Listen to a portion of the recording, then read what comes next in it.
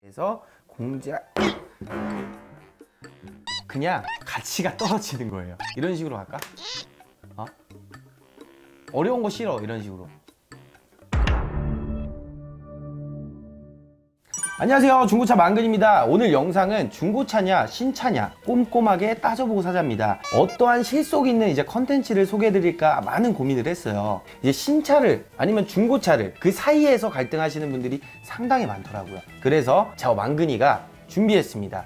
신차, 중고차 샀을 때 장점, 단점 어떤 게 있는지 한번 파헤쳐 보도록 하겠습니다. 자, 그럼 비교 한번 해볼까요? 첫 번째, 어떤 게 있을까요? 일단 신차입니다. 신차. 어떤 게 있을까요? 그걸 어떻게 합니까? 하나, 둘, 셋 대답하셨죠? 기분이 좋습니다. 새 차를 사면 기분이 좋고 중고차를 사면 기분이 나쁘다는 아니지만 그거에 대한 차이가 조금 있겠죠. 신차를 사고 나면 그냥 비닐 뜯는 맛, 탁송 캐리어 달라요. 중고차는 임탁송, 비닐 뜯는 맛도 없고 조금의 이제 하자들이 조금씩은 있지만 그러한 차이라고 보시면 될 것 같습니다. 자, 그리고 두 번째는 뭐냐? 제일 중요해요. 금리가 쌉니다. 신차는 금리가 싼데 이런 경우도 있어요. 신차 구매 시 할부를 이용하게 되면 대부분 금리가 약 2%에서 한 5% 사이에 형성이 됩니다. 근데 중고차는 5%에서 20%까지 나오는 경우도 있어요.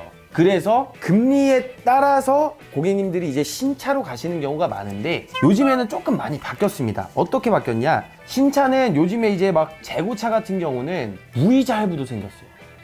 국산차든 뭐 수입차든 재고차가 조금 생기게 되면 무이자 할부라는 그 프로모션을 걸어서 고객님들께 무이자 혜택을 드립니다. 그럼 이제 중고차는 거의 살 수가 없어요. 살 수가 없기 때문에 중고차에서도 많은 상품들이 나왔어요. 신한은행, 신한마이카, 뭐 매직카, 이제 국민은행 거, 우리은행, 뭐 드림카, 뭐 우리 드림카, 그리고 뭐 하나은행의 하나오토론 많은 상품들이 나왔는데 이 은행 상품들 같은 경우는 약 4에서 5%까지 나와요. 중고차도. 그러면 엄청 저렴한 거거든요. 근데 까다롭겠죠. 신용도가 약 한 6등급 이상의 뭐 다른데 이제 대출이 있으시면 거의 안 나옵니다. 그래서 캐피탈이 또 나왔어요. 캐피탈에서 어떤 상품이 나왔냐? 저금리, 초저금리라는 상품이 나왔습니다. 저금리, 초저금리는 또 뭐냐? 초저금리로 하게 되면 중고차는 이제 캐피탈 소개 시 떨어지는 리베이트가 있어요. 1000만 원을 소개하면 그냥 일반 캐피탈로 하면 저희한테 한 30만 원 떨어집니다. 그 떨어지는 돈을 포기를 하는 거예요. 초저금리는. 나한테 30만 원 주지 마. 소비자한테 금리 1, 2%라도 더 낮춰줘 하는 상품이에요. 영업사원분들이 이제 리베이트를 포기하고 소비자분께 조금이라도 좋게끔 해주는 그런 시스템입니다. 초저금리는 이제 약 신용도에 따라서 좀 다르겠지만 4%에서 20%까지 차이가 있어요. 그 이유는 뭐 신용도에 따라서도 있어요. 하지만 어떠한 영업사원한테 사느냐에 따라서 다릅니다. 그래서 중고차를 사러 갔을 때 영업사원분들께 이렇게 얘기하세요. 나 초저금리 상품으로 해줘. 그러면 영업사원은 어떤 생각을 할까요? 아, 골치 아픈 손님 맞다. 여기저기 엄청 알아봤네. 하고 초저금리 상품을 소개해 줄 수밖에 없어요. 왜냐? 다 알아보고 왔기 때문에. 그래서 신차 살 때는 뭐 이제 무이자 할부가 있는지 프로모션 꼭 확인하시고, 중고차 같은 경우는 첫 번째 은행부터 확인을 합니다. 은행부터 확인을 했을 때 가능하면 무조건 은행으로 하시고, 두 번째 은행은 안 된다 하시면 캐피탈에 있는 초저금리, 저금리부터 확인하시는 게 좋을 것 같아요. 만근이는 초저금리를 해주나요? 물론 저는 소비자분들이 오면 저는 무조건 신한마이카부터 소개합니다.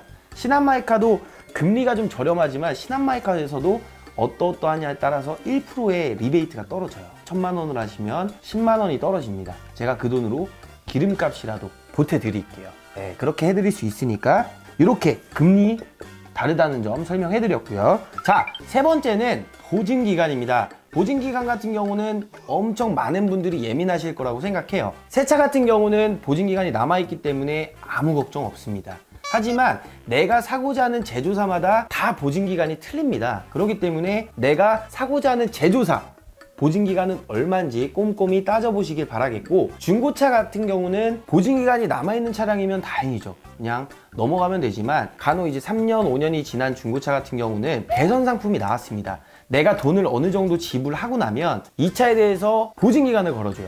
보증기간을 걸어주기 때문에 중고차도 너무 걱정하지 않고 타실 수 있습니다. 그렇기 때문에 내가 사고자 하는 신차 아니면 내가 사고자 하는 중고차 꼼꼼히 따져보시고 사시면 될 것 같아요.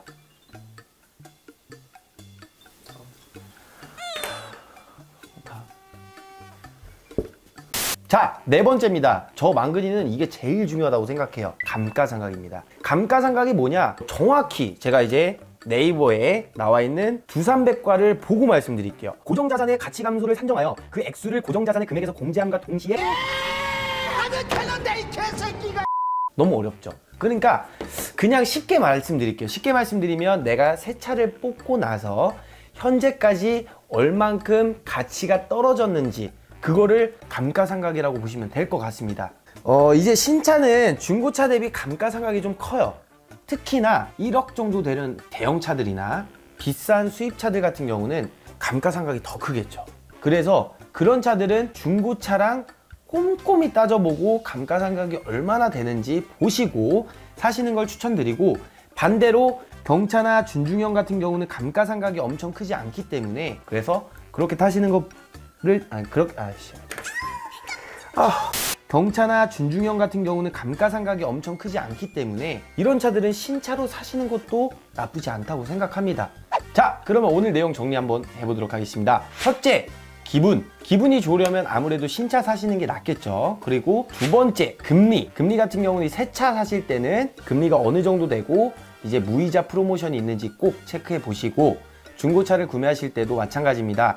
은행 금리가 나오는지, 그리고 캐피탈의 초저금리, 저금리, 일반 금리가 가능한지 순서대로 비교해 보시면 될 것 같아요. 세 번째, 보증기간. 새 차 같은 경우는 보증기간이 남아있기 때문에 큰 걱정은 없지만 이제 중고차를 구매하시는 분들께서는 보증기간의 개선 상품이 어떤 게 있는지 꼭 체크해 보시길 바라겠습니다. 그리고 마지막 네 번째, 감가상각. 내가 원하는 차 구매 가격 대비해서 얼마나 감가상각이 되는지 꼭 따져보시길 바라겠습니다. 자, 오늘 영상이 좀 도움이 되셨다면 구독과 좋아요 부탁드립니다. 감사합니다.